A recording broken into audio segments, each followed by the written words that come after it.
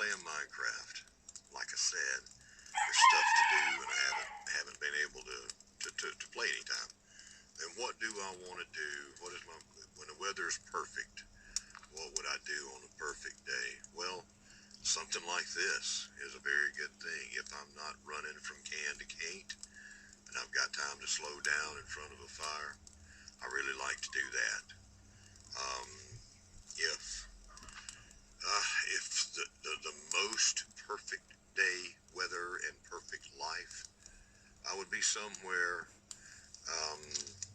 in the Gulf of Mexico or the Florida Keys, somewhere down there fishing, doing some saltwater fishing. I love that.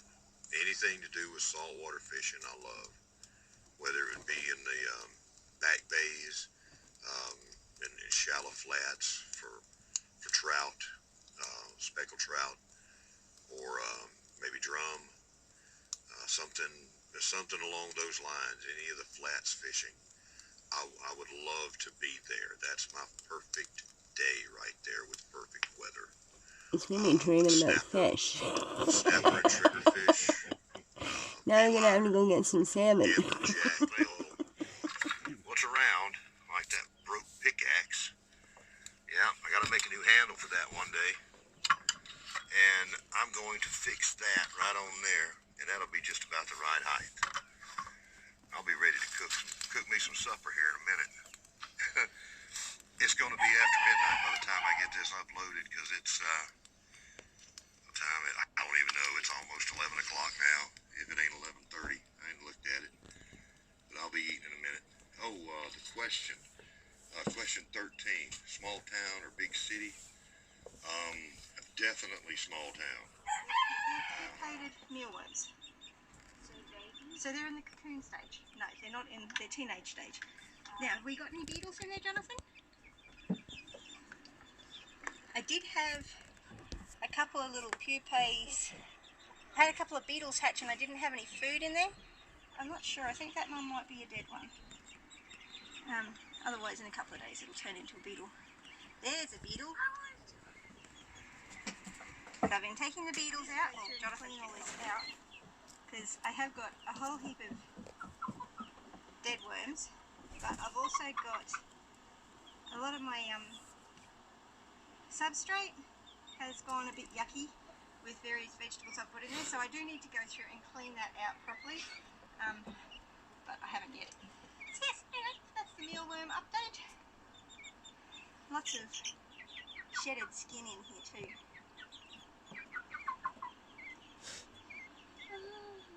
Yes, Jonathan's definitely having a lot of fun and enjoying investigating everything, and of course that's his apple. Anyway, that's the mealworm update. Have a great one. Bless you.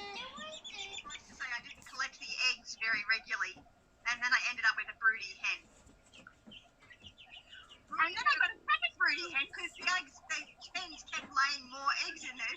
So there was like 30 odd eggs under this one hen, and the second hen became broody. You know, y'all heard of this? There's a channel called Pulitzer Opal. You ever heard of them?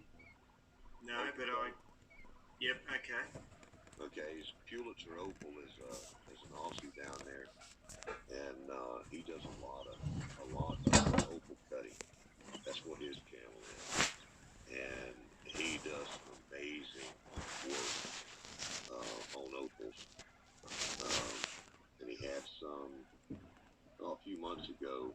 It's content that I can't watch anymore. You know how it goes. You have to leave some behind to keep up with people.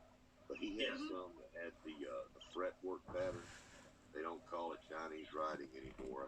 I don't know what they call it now, but I've seen them. You know what I'm saying? Well, he's got some beautiful stuff down there and knows what he's doing.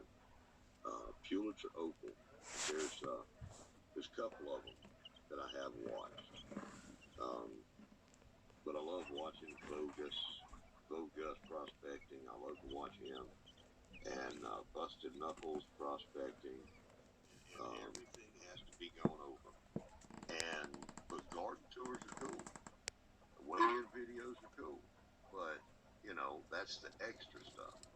You know, and it's just 2 videos a month, and sometimes people act like it's just so hard, and the rules and everything, and I just get so tired of it. It's like 2 videos a month. That's all it takes. We don't charge anything to get in, and people are already making gardening videos to teach, and so that's it blows my mind. That's the people. That's the people issues that was talking about earlier. Is what we do is so simple, and then you get the people issues come in. You know, No, gotta go videos. Hey, Yeah. Adam, good to see you. But yeah, well, the old Aussie story is if you're a whinger, don't come in. Winja. Complainer. Oh yeah. You know, get a life. I'll tell you what, Terry King. I'm gonna do a series where an old hillbilly in Alabama tries to keep up with Terry King. I'm gonna go out. I mean, Yeah. I'm just like Terry King. I really am. He goes out, picks up stuff off the side of the road, and brings it back, and he does something amazing with it. He grows food. I grow food. I'm not as good as he does, and so I'm going to try to catch up to Terry King this year. I'm going to bring home a bunch of garbage and make it look incredible and grow some good food. On that note, we have our local governments, our city councils do a garbage collection where people put it out. They do it once a year normally, so everyone puts out all their stuff. And so today I managed to find the headboard and the baseboard, bottom board of a bed frame. Now that's about to become a bench that I put out on my sidewalk in American, footpath in Australian. I'm going to make a bench out of it. I'll put it out on the footpath and people can sit out there and have a chat, have a look at what's happening. Let it thrive. Let it grow. It's a native plant. It will not hurt you. And there is documentation of people using it to treat poison ivy, and it's most often it's found very close to poison ivy. Virginia creeper is native to America. And what I've got here is one little Crohn's plant from the greenhouse that I found. And I put it in its own cup. I want it to grow and do good here, and then I'm going to take it out and transplant it probably somewhere else. I don't know. I may leave it there. Let's see how it does. Get in there and partner up with your little friends, little buddies, and y'all team up. Your children. You know, that's a wonderful thing to do. And it's a reminder to me, I made a promise to one of the little helpers in the world to play a little Minecraft. And I'm going to keep that promise. Yes, I'm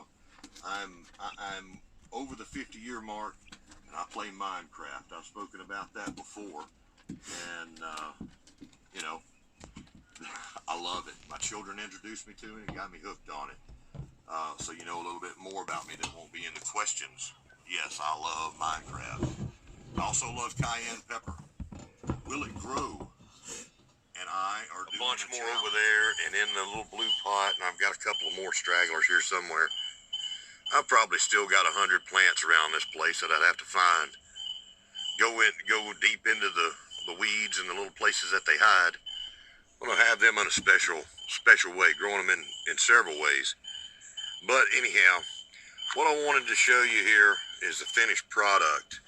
That is our homemade strawberry sausage right there. What's going to happen very soon, later on, just in just a little bit, these strawberries are going to be putting out babies. And what they'll normally do is they'll, let's see, start from when this takes root and everything real good. It's going to shoot out a baby away from the mother plant. And a lot of times they'll shoot them out pretty far. But what I want to be able to do is when it shoots one out, I'm just going to plug it in. Plug it into the sock. The socksage. They'll be hanging down, and as they hang down, it'll be like a waterfall. I went ahead and put these in here. These were small. When it pups out, they'll be small little plants.